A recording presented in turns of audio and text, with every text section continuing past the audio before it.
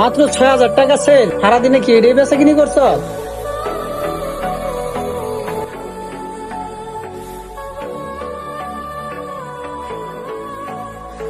হ্যাঁ মুক্তা, আজকে কি বেচা কিনি এই পর্যন্তই নাকি? মাত্র 6,000 টাকা সেল। সারাদিনে কি এটাই বেচা কিনি করছ? ভাই 6,000 টাকা বেচা কিনে হয়েছে গড় সিজনে, এটা আলহামদুলিল্লাহ না। প্রতিদিন তো এক বেচা কিনে হবে না ভাই, ঠিক না? আরে কি করছ বেড়া তুইটা? এত বড় দোকানের মধ্যে 6,000 টাকা বেচস, এই বেচা কিনিতে কি দোকান চলবো? নামগর সংসার চলবো? আমরা তো মনে কর ফতর হইরে জানগা লাগবো। এই যে তোর বেতন এগুলা করতে আইবো, ফ্যামিলির খরচ এগুলা করতে আইবো বেটা। তুই তো মুখের উপর কয়ে বই লইছ 6,000 টাকা বেচা কিনি মানে অনেক কিছু। এবার এটা তো দোকানের খরচ হইতো না, তো সারা মাস চলবো কি দিয়ে আমরা? তোর প্রতিদিন কত টাকা খরচ দেওয়া লাগে আমার? এভাবে বেচা কিনি করলে কালকে থেকে তুই আর দোকানে আসবি না, ঠিক আছে? আমি দোকান একলাই চালাম। ভাই সামনে রোজা ভাই, এই কাজটা করেন না। সামনে ঈদ দিতেছে, রোজা দিতেছে, বেচা কিনে হবে ইনশাল্লাহ। ভাই বাদ দেন না, আমাদের সংসার আছে নাকি? আমি এত কথা বুঝতে চাই না, তুই কালকে থেকে আসবি না, বাস আসবি না। আচ্ছা ভাই ঠিক আছে।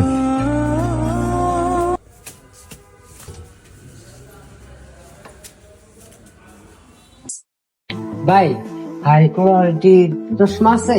হ্যাঁ ভাই, চশমা আছে তো, ভালো চশমাই তো আছে। এই যে দেখেন, এই যে অনেক চশমা আছে, এগুলা দেখেন, খুব ভালো ভালো চশমা আছে, নিতে পারেন, ঠিক আছে? আরে ভাই সেই কারণে একটা রোগ আসলো, চাপদারি ওলা ফুকরা ফুকরা চুল, ওই ভাইটাই কই। ওই আমার সেলসম্যানের কথা বলতেছ? ওই তো নাই। কেন, তোমার কি লাগবে বলো, আমি দেই। ভাই ঠিক আছে আমি আসি, ওই ভাই আসলে তারপর আসবো।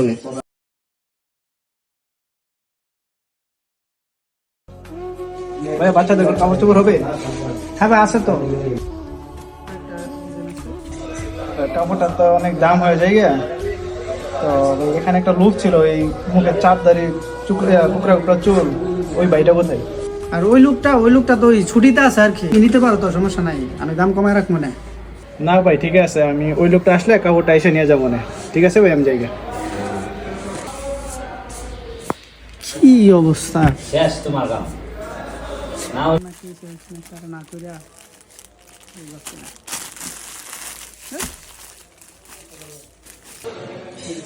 কি একটা অবস্থা! না বেচা কিনে 2-3 দিন ঘুরা জানার কাপড় এমনি ঘুরা লইছে। আসলে কি আর বাদ দিয়ে আমি ভুল করলাম, কি করতাম ভাই? হ্যাঁ কি আবার ফোন টোন দিব না, কিভাবে তো সব আছে না। আর একটা ফোন হইতে। হ্যালো মুক্তা। আসসালামু আলাইকুম।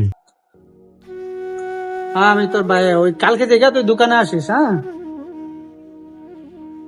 না কইতাছি, তুই আইস দোকানে আইসা পড়িস, ঠিক আছে? আচ্ছা ভাই, ভাই আমি একটু আপনার সাথে একটু কথা কই, আপনার কথাটা আমার একটু মনোযোগ দিয়ে শুনেন। একটা ব্যবসা প্রতিষ্ঠান চালাতে হইলে যে কোনো জায়গা মালিকরা কিন্তু ব্যবসা প্রতিষ্ঠান ধরে রাখতে পারে না। এই একটা ভালো কর্মচারী, বিশ্বস্ত কর্মচারীরাই ব্যবসা প্রতিষ্ঠান ধরে রাখে, বা ভালো বেচা কিনা কোন মানুষের সাথে, কাস্টমারের সাথে ভালো ব্যবহার কর্মচারীরাই করে, এটা কিন্তু মালিকরা করে না। তো আপনি আমার সাথে যে ব্যবহারটা করছেন আমার খুব কষ্ট লাগছে।